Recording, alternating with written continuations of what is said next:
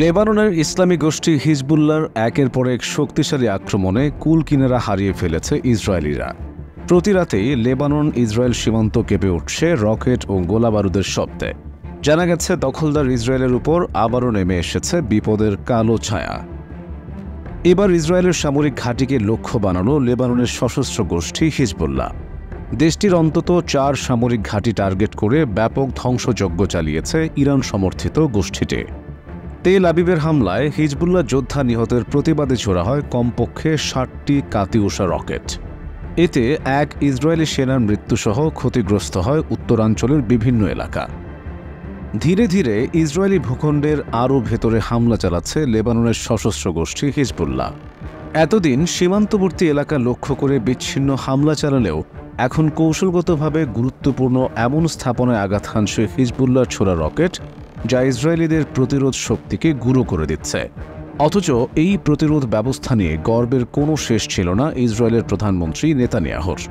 কিন্তু হামাস ও হিজবুল্লাহর কল্যাণে তাদের এই গর্ব রীতিমতো চুরমার হয়ে গেছে। গত রবিবার উত্তর ইসরায়েলের বেশ কয়েকটি এলাকা লক্ষ্য করে কমপক্ষে 60টি রকেট ছোড়ে সশস্ত্র গোষ্ঠীটি। কয়েক দফার এ হামলায় ব্যাপক ক্ষয়ক্ষতির মুখে পড়ে ইসরায়েলের কয়েকটি এলাকা। ক্ষতিগ্রস্ত হয় বিরকাত রিশা সামরিক স্থাপনা। গাইডেড বোমা হামলায় প্রাণ যায় ঘাঁটির এক ইসরায়েলি সেনার। আগুন লাগে স্থাপনার বিভিন্ন অংশে। আহত হয় আরও কয়েকজন ইহুদি সেনা। ইসরায়েলের মাউন্ট মেরন ঘাঁটিতেও সরাসরি আঘাত হেরেছে হিজবুল্লাহর ক্ষেপণাস্ত্র। ধ্বংস হয় স্থাপনাটির বেশ কিছু অংশ। এছাড়াও আল বাগদাদি সহ নিমরা ও বায়াত ব্লিদা সামরিক ঘাঁটিতেও রকেট হামলা চালায় হিজবুল্লাহ। আগুন ধরে যায় গ্যালিলি অঞ্চলের কয়েকটি এলাকায়। আগুন দ্রুত ছড়িয়ে পড়ায় ফায়ার ব্রিগেডের 10 ইউনিট আর 6টি বিমানের সাহায্যে তা নিয়ন্ত্রণে আনা হয়।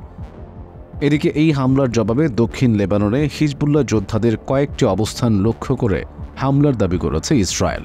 তবে এ ব্যাপারে এখনও কিছু বলেনি হিজবুল্লাহ। দখলদার ইসরায়েলের বিরুদ্ধে গর্জে উঠেছে ইসলামী প্রতিরোধ আন্দোলন হামাস ও তার মিত্রশক্তিরা। নিজ মাতৃভূমি থেকে শত্রুপক্ষকে হটাতে প্রাণপণ লড়াই করে যাচ্ছে তারা।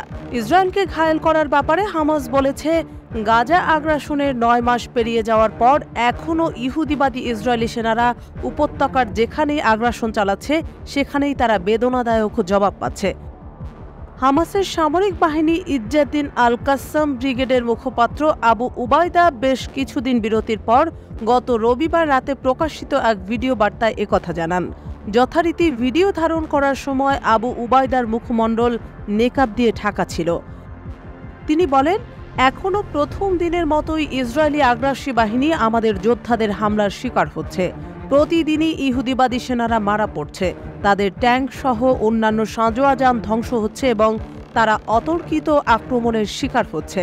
আবু উবায়দা আরও বলেন, গাজার যে অংশেই তারা হামলা চালাতে যাচ্ছে সে অংশেই বেদনাদায়ক হামলার শিকার হচ্ছে। হামাসের এই সামরিক মুখপাত্র ইসরায়েলের বিরুদ্ধে স্পষ্ট হুঁশিয়ারি উচ্চারণ করে বলেন, ইহুদিবাদী শত্রু আগের মতোই পরাজিত হবে ইনশাআল্লাহ। শুধু ইসরায়েলকে হুমকি দিয়েই থেমে থাকেননি এই নেতা। তার ভিডিও বার্তায় উঠে এসেছে আন্তর্জাতিক সংস্থাগুলোর তীব্র সমালোচনা। গাজায় যুদ্ধবিরতি মেনে নিতে ইসরায়েলকে বাধ্য করতে অপারগতার জন্য তিনি আন্তর্জাতিক সংস্থাগুলোর তীব্র সমালোচনা করে বলেন, 9 মাস ধরে মাতৃভূমি আঁকড়ে থাকার এবং দখলদারদেরকে এই ভূমি কেড়ে নিতে দিতে অস্বীকৃতি জানানোর মাশুল দিতে হচ্ছে গাজাবাসী ফিলিস্তিনিদেরকে। আর এই অপরাধ বিশ্ববাসী মুখ বুজে সহ্য করছে। এ থেকে প্রমাণিত হয় আন্তর্জাতিক সংস্থাগুলো অকার্যকর এবং লোক দেখানো। মানবাধিকার সংস্থাগুলো মিথ্যাবাদী। আন্তর্জাতিক অঙ্গনে ন্যায় বিচারের যে দাবি করা হয় তা সুনির্দিষ্ট কিছু দেশের স্বার্থ রক্ষা করে। তিনি তার ভিডিও বার্তায় এমন পক্ষপাতিত্বমূলক অবস্থার অবসান ঘটানোর আহ্বানও জানান আন্তর্জাতিক সংস্থাগুলোকে। রাশিয়া ও ইরানের মধ্যকার বন্ধুত্বপূর্ণ সম্পর্ক এখন আর গোপনীয় কোনো বিষয় নয়। পশ্চিমাদের বিরুদ্ধে ঐক্যবদ্ধ হয়ে কাজ করতে দুই দেশই বদ্ধপরিকর। এবার যুক্তরাষ্ট্রের ক্রমবর্ধমান অর্থনীতিতে ভাগ বসাতে চলেছে রাশিয়া ও ইরানের সম্মিলিত শক্তি। আন্তর্জাতিক অর্থনীতিতে আধিপত্য বিস্তারের জন্য যুক্তরাষ্ট্রের অন্যতম প্রধান হাতিয়ার হল দেশটির মুদ্রা ডলার। সেই ডলারের আধিপত্য কমাতেই এবার নিজেদের মধ্যে চুক্তি সই করল যুক্তরাষ্ট্রের দুই প্রবল প্রতিদ্বন্দ্বী দেশ রাশিয়া এবং ইরান। নিজস্ব মুদ্রায় বাণিজ্যের লক্ষ্যে রাশিয়ার সঙ্গে প্রথম দ্বিপক্ষীয় আর্থিক চুক্তি সইয়ের খবর দিয়েছেন ইরানের কেন্দ্রীয় ব্যাংকের গভর্নর। গত শনিবার এই চুক্তি স্বাক্ষর হয় বলে জানিয়েছে ইরানের বার্তা সংস্থা ইরনা। এক প্রতিবেদনে বলা হয়, মার্কিন নীতির বিপক্ষে গেলেই তাদের মোক্ষম হাতিয়ার অর্থাৎ আর্থিক নিষেধাজ্ঞাকে ব্যবহারের বহু নজির সৃষ্টি করেছে ওয়াশিংটন। এ কারণে ইরান, রাশিয়া ও চীনের মতো দেশগুলো বিভিন্ন উপায় অবলম্বন করে ডলারের হাত থেকে রেহাই পাওয়ার চেষ্টা করছে। ইরনার প্রতিবেদন আরও বলেছে, ইরানের কেন্দ্রীয় ব্যাংকের গভর্নর মোহাম্মদ রেজা ফারজিন বলেছেন, সেন্ট পিটার্সবার্গে রুশ কেন্দ্রীয় ব্যাংকের গভর্নরের সঙ্গে বৈঠকের পর জাতীয় মুদ্রায় বাণিজ্যিক লেনদেনের ক্ষেত্রে তারল্য সরবরাহের জন্য একটি দ্বিপক্ষীয় আর্থিক চুক্তি সই হয়েছে। ফারজিন বলেন, শিগগিরই ইরানি স্বর্ণ এবং মুদ্রা বিনিময় সেন্টারে অফশোর রিয়ালের ভিত্তিতে লেনদেনের জন্য অবকাঠামো উদ্বোধন করা হবে এবং প্রয়োজনীয় নির্দেশাবলী ব্যাংকিং নেটওয়ার্ক ও ব্যবসায়ীদের কাছে সরবরাহ করা হবে।